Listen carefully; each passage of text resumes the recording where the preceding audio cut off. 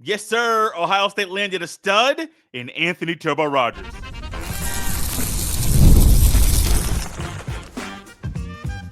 You are Locked On Buckeyes, your daily podcast on the Ohio State Buckeyes. Part of the Locked On Podcast Network, your team every day. Welcome in, Buckeye fans, to your Thursday edition of Locked On Buckeyes, which is your daily Ohio State podcast, part of the Locked On Podcast Network, your team every day. I'm your host, Jay Stevens, also the host of the Jay Stevens Podcast. And today's episode is brought to you by FanDuel. You can start the season with a big return on FanDuel. New customers can place a $5 bet, and you'll get started with $150 in bonus bets if you win your first $5 bet. Simply visit FanDuel.com to get started. During today's show, recruiting analyst Brian Smith joins us to dive into the wins and losses in the Buckeyes 2025 recruiting class, as well as why it's a big deal the Buckeyes landed Anthony Turbo Rogers. And joining us now for the first time in a very long time here on the show, it's Brian Smith. He's a recruiting analyst. He is a guy that we touch a lot on throughout really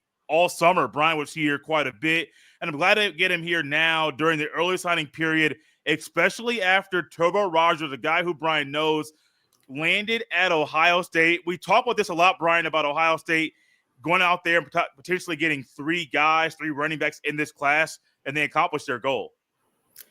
I think he's one of the most unique running backs / slot receivers in the country. And when you've got Chip Kelly as your play caller, I mean, obviously he's famous for the outside zone and the option game. Turbo is perfect with that. Use him on RPOs. I know Turbo because I live in Alabama. I don't live that far from him. And his nickname is, I don't think I've ever called him Anthony. There's a reason we call him Turbo. So what a great fit he is for Ohio State's offense. And I'm really curious to see how they get him the ball because, like, he's the guy, when he's on that back end and you're getting ready to punt, you're like, we better not be kicking it at this guy. Then you see the ball in the air, you're like, okay, special teams coordinator doesn't want to be employed long. You know, like he's that kind of guy. He makes people miss, and then you're not going to catch him either. So unique player because you got Bo Jackson, totally different kind of running. Yeah. This is as good a running back class as there is in the country, and I think Ohio State hit a home run. I do too. I think that Lachlan, with the way that you had talked about how Lachlan had impacted Rogers, just building that relationship, but also him immediately coming in and getting success with Henderson and Judkins together at times, not as consistent as anybody at Ohio State wanted it to be, but got a lot of success with two really good backs. But then you also, your first real recruiting class, you're getting three guys that are going to that are different, but also can provide value to your room, which is drastically needed because Henderson's gone. I bet Judkins, he might be gone. You got to add really talented guys, depth pieces in that room, and you do that with Rogers, West, and Jackson all being in the same cycle. They could even take another guy as like a 50 or extra guy or something out of the portal, but I mean, the three running backs they got, I think could all contribute next year. They're not just, okay, future players. They're really good. Bo, I think, his physique, like you look at him and you watch his film, that's self-explanatory. He could be a novice football. That's not a normal football player. So I think he'll play next year on 1st and 10. Yeah. And he'll dot the I for the Bucks. But they got a great group, and it's debatable on what you're going to be able to do. Because the offensive line, we'll talk about that a little bit, but they need to get that going again, be better up front, but there ain't going to be any problems with the guys running the ball. Oh, no, not at all. The good thing I think about Jackson and Rogers, they could be on the field at the same time and not both in the backfield. Absolutely. And that aspect is what I think Kelly needs that right now, this offense. Yeah, I mean, Rogers can be inside slot. You can put him outside. You can run him jet motion. He is a Chip Kelly special. I can imagine when he visited – him meeting with Chip, that would have been a fun meeting to be a part of. So I think the fit is really, really good. Let's stay down in the South. Going to talk about a guy that I was really hoping Ohio State would land in this cycle, but they didn't. I believe he went to Oregon. That's name offered. You and I have talked about him a couple of times previously about just how good he is. Like, you watch the film. Brian, there's some guys you turn on the film, you see 2 or 3 plays, you're like, oh, he's got it. Like, I don't have to go any further to realize that, try to figure out what he is. The more and more I watched of offered, I was like, man, like, I want him in Columbus because I think like Ohio State fans would love it. Oregon got him. And that's more surprising to me than I thought Auburn, if he left Ohio State, I thought it was going to be an Auburn thing, not an Oregon thing. Is this a big loss for Ohio State? He's a future 3-and-out guy, first-round draft pick. Yes. There is no shortcut here. From what I've been told, a certain super booster for Oregon, you might have heard of him, named Phil Knight, wants a title really bad before he dies. His wallet has all been unlimited. I'll let your mind wander from there. Yeah, that's enough said. Enough said there. Let's not go too low on this one. Let's go right to the in-state quarterback, one of the best players in the entire cycle, in Tavian St. Clair.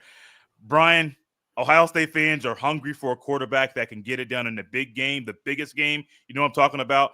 And some are saying Tavian St. Clair down the road, when it comes to the game against Michigan, he's going to be a guy that can get the job done. And I heard among the top 5 quarterbacks in the cycle, he's the only one to not flip, which I think just goes to show, like, he was always an Ohio State guy, always committed, and he's always been helping build this cycle. Buckeyes got St. Clair, and Buckeye fans should be happy about it. This is the rarest of the rare, because Ohio State's coaches, I know firsthand, have taken a beating from in-state high school coaches about not recruiting the state. But the Buckeyes got on Tavian before his name blew up. Yeah. He was like a 3-star kid when they got his commitment. That probably helped him, to be honest. Everybody's like, okay, Ohio State took a quarterback that we don't know anything. And everybody watched this film because he's just from a random high school in Ohio. He didn't transfer to IMG. He didn't transfer to St. X in Cincinnati or anything. He just stayed where he's at. But he's legit. Man, there's no doubt. He's put on a lot of weight. He's got the arm strength. He's mobile. He is, again, Chip Kelly is a tremendous fit for what Chip likes to do. And Ryan, to a certain degree, too. You can't be happier. Like, in-state kid. When was the last time the best player on the team was an offensive guy from Ohio? Like, they've had some defensive guys you can make that argument with. Am I missing somebody? Because like most of the receivers are out of state. They're from Florida. They're Texas, most of the guys are Florida, California. Yeah. So like this will be cool for Ohio State fans. When I was growing up, about half the best players on the roster were from Ohio. Mm-hmm. Oftentimes out of your top 5 guys, 3 or 4 of them were. The state's just not as good as it used to be talent-wise, but this kid can play for any school in the country. And I think, Ohio State's one of the few that he wouldn't compete for early playing time. Like, they're loaded. I don't think he's going to play right away, but then again, I don't know who it's going to be, Ohio State's quarterback room. That'll be a really unique discussion you and I have next spring, I'm sure. But he's got all the tools, man, and he can run pro style. He can be your true spread guy. He could even be a throw it all over the place 50 times a game guy. If you want to run that kind of offense, kind of like, Mike Leach's offense, he could do that too. Really, really special player.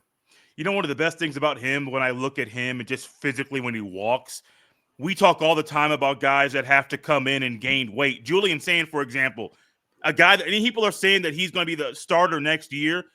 He has to put on about 15 pounds. He is still a very, very skinny young kid. St. Clair comes in physically ready to play. I said the same thing about James Peoples. You said the same thing just now about Bo Jackson. He's physically ready to play now, and that's just making it even more rare about the type of caliber of prospect that he is, because he's physically fit to play. He can make all the throws. He can play multiple styles of offense. It's just a huge luxury that he's in Columbus and that Ohio State didn't flop on this one, because sometimes they flop on recruiting, man. It is rare to say that, but they didn't flop with this one. No, they got a great prospect. And again, I think the fit is good. If they give him somewhat of a mitigated package, Ohio State's offense is not the easiest to learn right out the gate. It's not. He could play some next year. Now, the young man which you're talking about, the quarterback that got from California in this past class, I love him. But at the same time, he's got to add weight. Tavian's ready right now. Mm-hmm. I don't know what he's been eating, but it's a lot of it. Yeah. Because he's put together. He's putting time on in the weight room too. So, he'll come in ready to play. You know what? It's not out of the question that he might not end up starting before the end of next year. That's probably not the greatest thing. Right. But if that's, if that's your best guy, you got to play your best guy. Coaches usually hate playing freshmen because they're worried about everybody else transfer. That's always the problem, but it is what it is. I think he will also help them long-term recruit other kids. They had another pretty good receiver class, ended up being better than we thought it was going to be, and they'll probably do a good again. It's not hard to recruit kids when you can say, we got Julian St. and St. Clair in our last 2 classes at quarterback. I mean, if you're a receiver, that's got to be pretty attractive. I mean, that's just my opinion, but I don't think that would be very difficult to sell. Let's stick with the receivers. After the break, I'm going to come back and talk about the receiving class that Ohio State has put together and get some of Brian's thoughts about what Heartline had done on the recruiting trail in this particular cycle. This episode is brought to you by FanDuel. Get ready to tackle the NFL action with FanDuel. It's America's #1 sports book because right now new customers can bet $5 and get $150 in bonus bets if you win. The FanDuel Sportsbook app gives you everything you need to place live bets on the NFL, and it's all in one place. So when you get a hunch in the middle of the game, you can check out the latest stats, view live play-by-play, and so much more on the same page where you place your bets. Simply visit FanDuel.com to join today, and you'll get started with $150 in bonus bets if you win your first $5 bet. All the action goes down in two places on the FanDuel Sportsbook app and at FanDuel.com. Never waste a hunch and to make every moment more with FanDuel, an official sportsbook partner of the NFL. This episode is brought to you by Billiards Plus. Billiards Plus has the best selection of pool tables, game tables, shuffleboard tables, and more. And the best service is Central Ohio. Now is the time to reserve a table so you can unwrap years of family fun on Christmas morning. Everything you need for in-home and backyard entertainment is at Billiards Plus. Billiards Plus carries the best pool tables from Brunswick, Austin, Canada, Billiards, and more. And the grills, whether you like charcoal or gas or wood-fired, Billiards Plus has a perfect setup for all grillers. No matter the season, Billiards Plus has you covered for all your indoor and outdoor entertainment needs. Kenny, Sarah, and the whole staff will always go above and beyond to give you the best customer service in the industry. Billiards Plus. Visit their showroom on Dublin Center Drive in Dublin. So, Brian, we have always talked about receivers, and Ohio State's been fortunate recently. Jeremiah Smith, Carnell Tate, you got Ennis, you got Bryson Rogers, you got Mylan Graham up in Northeast Indiana. And so they've been very fortunate to get a lot of young talent right now. And Heartline, once again, I would just say he knocked it out of the park. It's not I won't say it's one of the top as far as like recruiting rankings elite, but when you look at the talent itself, you got a project, you got some guys that can play early. I think overall it's a pretty solid receiving group. Yeah, it's a good group. I think that Ohio State's class doesn't have that. Like after you sign Jeremiah, there's no way you're going to get the same thing the next year. Let's start with that. Now, I'm a little biased because I was around Jeremiah quite a few times during the process, and I just got to really enjoy being around him. But I mean, if you look at the group, they got some speed. They got kids like Porter, I think, can play for anybody. He's your typical big-bodied receiver that can play boundary. He's not going to beat Jeremiah out right away, but he could probably play flanker too because he's got enough speed. That's a guy that I think has a great chance to eventually make it to the NFL, but he's going to have to wait a couple of years to play at Ohio State probably. It is what it is. So if that's your number one on any given year, that's a great sign. Ohio State fans are just used to getting a top 10 receiver. You know, they wanted DeCorian Moore or somebody like that, and I get it. But they didn't get him or Dallas Wilson, et cetera. But this is a really good group. If you get this every year, you can have a top 10 offense nationally, especially if you get guys like St. Clair. Let's keep it there on the really good thing. Talk about Alford losing him earlier. You still got Tavian Sanchez. I know Alford, number 2 corner, Sanchez, number 1 corner. That'd be a great 1-2 punch. When you look at what's ahead of in the youth movement at corner right now for Ohio State, it's going to be hard to get the top 2 corners in any class when you have a lot of young talent currently, Aaron Scott Jr. and those guys currently at Ohio State. Sanchez, him sticking around and signing, that's a massive win for the Buckeyes. Sanchez is one of the most savvy, technically sound, and just long corners I've ever been around. He's quite honestly quite a bit like Naeem Alford. Sanchez has a lot of confidence. He plays at North Shore. For those of you not familiar, it's the best program in the greater Houston area over the last decade. So he's very, very much battle tested, and he's a guy that has no fear. I saw him at one of the camps this past summer, and yeah, he's an NFL player in waiting. He will play next year for the Bucs. Let's go to a spot that everybody, myself, you, we've all been waiting for Ohio State to get some type of push on the O-line, D-line recruiting cycle. Got some good guys. The talent is there. There's some projects that are on the O-line side, D-line side. But overall, the numbers that Ohio State needs in these two position groups, it's not there right now. When I did my little list before the show on like important things, guys I liked in the class, I put a mark. The most important guy in the class is not St. Clair. It's Carter Lowe. Mm-hmm. And it's because he's an offensive tackle.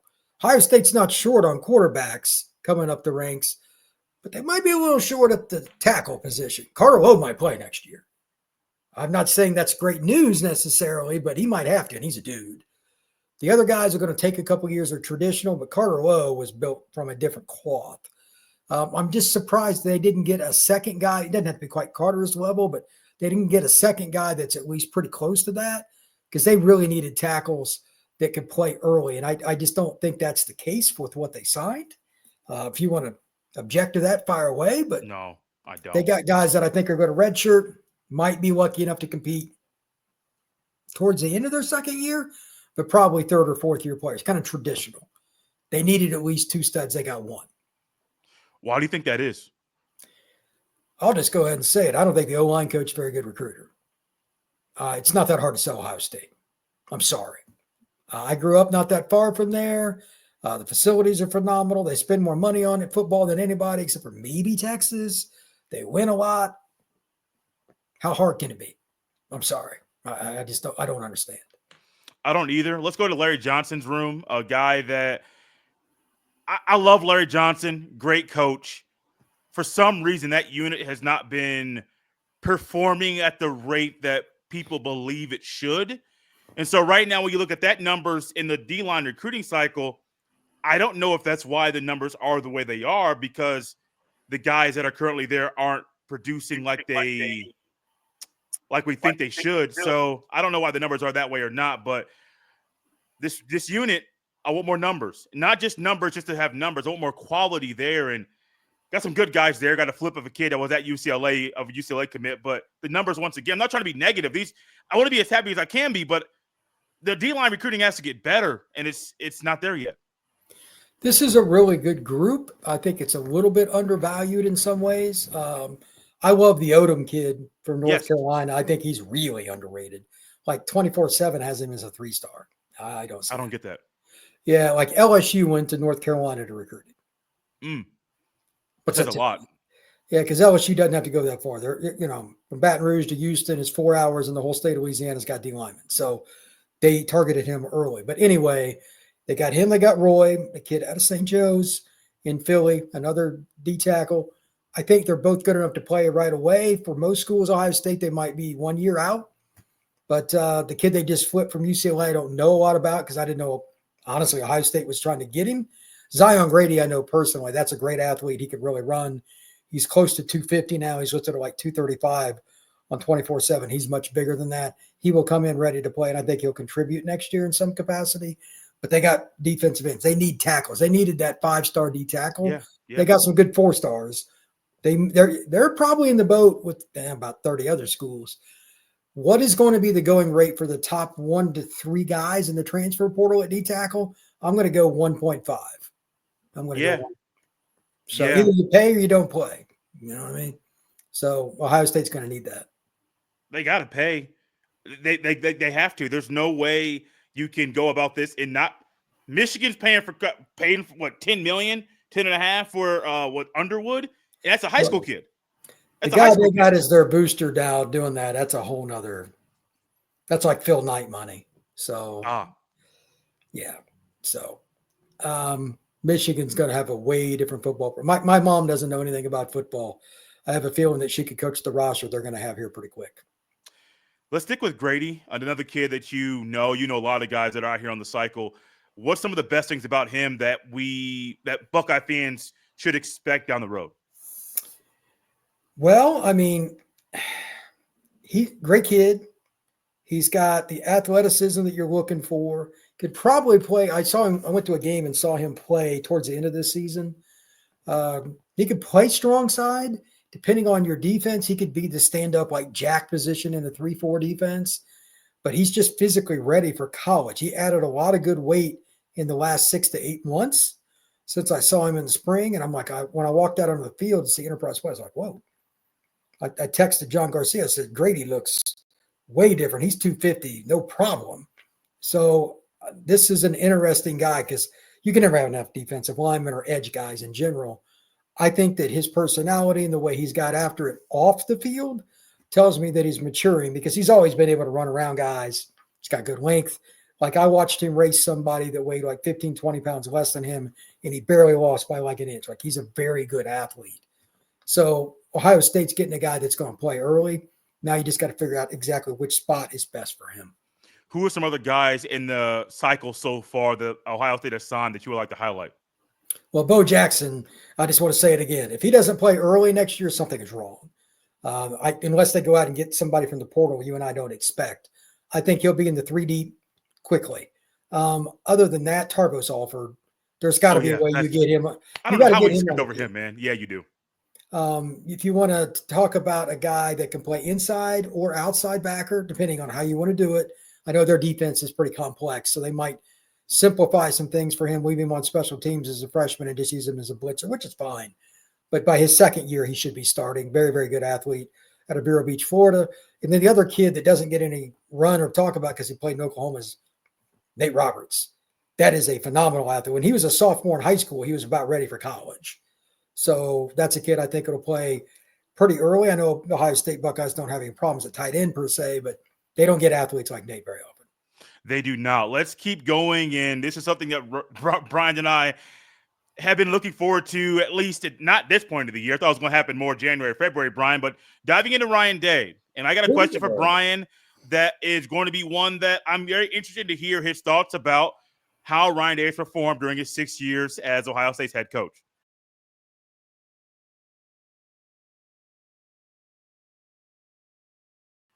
So, Brian, you have been doing this for a long time. You've been talking to coaches, you know coaches, and you know what it takes to be a great coach. You can tell a bad coach or a guy that doesn't get it when you see one.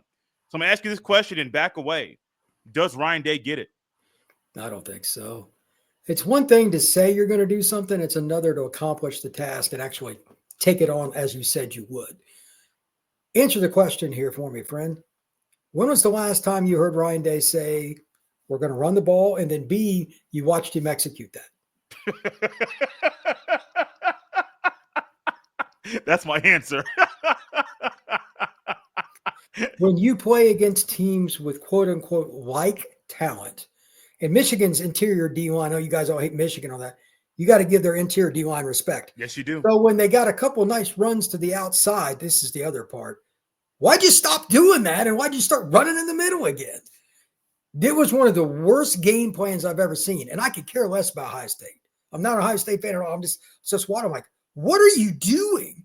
Both those guys are going in the first or second round of the draft. You're not going to push them out of the way. Horrible game play. Now, Chip Kelly, I had a lot of respect for, but he failed too. This isn't just Ryan Day. They both failed. And on top of that, they didn't come up with anything new to keep Michigan off balance because they're still very well schooled on defense. You got to give them credit that, by the way, they had an entirely new defensive staff from top to bottom, and they just kicked Ohio State's butt. Mm-hmm. Not one coach from their staff last year on defense is back. That is pathetic. So does he get it? No. When he gets it is when he will actually understand that being nifty with passing plays doesn't always win. Sometimes you just got to beat the crap out of the guy in front of you. He hasn't figured that out yet. When do you think he'll figure it out? After he's fired. Okay. That's usually how it works. Yeah. Look at it this way. Bill Belichick's first job. You know where his first job was as a head coach? Ooh, that wasn't Buffalo. Was it Cleveland? 3 years. Bye-bye. He was horrible. You got to reassess and be willing to change. Obviously, Bill figured it out.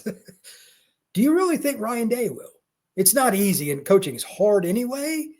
But at the same time, you have to make adjustments to how you draft, to how you bring on coaches, all kinds of things. Belichick even had Nick Saban on his staff at Cleveland, and they sucked. Sure did. It's hard. But he's got Chip Kelly on his staff, and they just scored 10 points. And the only reason they got to 10 is the DB fell down inside the 10-yard line for Michigan. So they haven't figured it out. I need to see Ohio State be able to run the football against top 30 run defenses. Until I see that, not like on a play, not like on a series, talk about it all week, go out on the first series and do it, and in the fourth quarter, the other team doesn't want anymore. When was the last time we saw that from Ohio State? J.K. Urban was the head Dobbins. coach, I'd imagine. Yeah. I would honestly, so I just made a comment about this. It may have been 2019, maybe 2020. And 2020 is a stretch because just things kind of work for Trey Sermon late in the year. So much talent on those teams. Those 19 and 20 Buckeyes teams were Urban's guys. Yes. Starting on third base. Okay. Yes. Yes. So anyway. No, you're right on, because I even talked about how they had success with Urban's guys. The guys he brings in, they're not void of talent. They're going to the NFL. He fails to properly use them consistently. And you mentioned him being able to run against a top 30 rush defense. Some of the best rush defenses Ohio State played this year, Oregon, Nebraska, Indiana, Michigan. You didn't run anything. You couldn't figure it out. And I wonder if there's a toughness thing that some of the players are lacking, or Ryan Day's just trying to do stuff that the guys shouldn't be doing anyway. I don't understand it. I don't get it. I don't think he gets it either. And I have been fired before. And things started to click for me after I got fired. And for Ryan Day, is he going to step away, resign, get fired? I don't know, but I think he's going to get it after he's outside of Columbus, because I think that's when things are going to start clicking. Maybe he'll go back to the NFL and stay there for the next 20 years. Maybe he'll go off to another school. I don't know. But right now, Ohio State's not really in a great spot right now going into the playoff. And let's just say Day is a coach in 2025. Ohio State fans aren't going to be happy with that. Well, the two things about your point there, I know I don't have access, but I'd love to go to Ohio State's practice. Are they running 9-on-7 drill? The old school drill where you got more defenders and offensive players. It was a staple in the 80s and 90s and even in the early 2000s. I'm going no. That's one. And then two, how are you setting your practices and your game plans up? Are your players expecting that we're going to be a line of scrimmage team? When was the last time you heard him say it? We're going to be an O-line, D-line team. That's an Urban thing. It's not his thing. Yeah. Who is the better coach? The first guy. Conversation over. Yeah. Which is sad, because Ohio State fans got so used to, and really just football in general should be basic. If you want to build a team, you got to build it from the inside. If you're not winning the battle in the trenches, forget the Michigan game. If you don't have a superior O-line or superior D-line, you're going to struggle to win your conference. You're going to struggle to beat Michigan, and you're definitely not you're going to really struggle to win the national championship. Well, Ohio State right now, injuries aside, because I know the injury bug hit the offensive line, they didn't have an overall superior O-line, an overall superior D-line, and that's why Ohio State right now has 2 losses and trying to figure out what the next move is with Ryan Day. Do you think he should be there in 2025? Well, yes and no. Part of it is, how do you adjust? Because there might be some movement. Let's say they play the Vols. Let me be real blunt. That's from a talent perspective and experience perspective. Conservatively, that's a top 10 defensive front. Ohio State doesn't bring their hard hat in that game. They're going to need security to get Ryan Day off field, because they ain't going to win. We'll know based on that game whether he even wants to be the head coach at Ohio State again. Because, I've said it before on the show, say it again. The craziest fan base in the country is Ohio State. It's a cult. I am full on that. I do not waver. But Ryan Day's putting himself in this position. Everybody else talks about the same things you and I have for a long time. Any Ohio State Bucknuts or 11 Warriors or whatever it is, all of them the same thing. We don't run the ball. We're not physical enough. What's this play calling? Blah, blah, blah. It's every one of them. Why does everybody else understand that and the guy making millions of dollars not? He's not on third base anymore. He's on second base. They're still really good, but they don't have the same talent they did when Urban was there. And he's not good enough to get over the top. And Ohio State fans have had it. So if they don't win at least one playoff game, I think he'll get fired. Last thing here for you. There are rumors right now that Urban Meyer has interest to come back to Ohio State. I don't know if I've said it on the show or not, so I'll say it now. I don't really see that happening. I personally don't. I know there's a new AD, there's a new president, and some are saying those are the reasons why he left. He was kind of forced out. He also had medical issues. I just don't see Urban Meyer coming back to Ohio State to coach. I don't. I can tell by the way he's talking, he does not approve of numerous decisions that Ryan Day makes. I can already tell that. But I just don't see Urban leaving that TV spot to come back to do this thing 365. I just can't see that. I don't know where you stand, Brian, but I just don't see it happening. Shelley wouldn't go for it. Good point. I don't think so. They're in their early 60s. They got more money than they can ever spend. He gets to see his grandkids, but he's still around football just enough working for the Fox network. I mean, it's as good a gig as you can get. He just started a podcast that's really popular.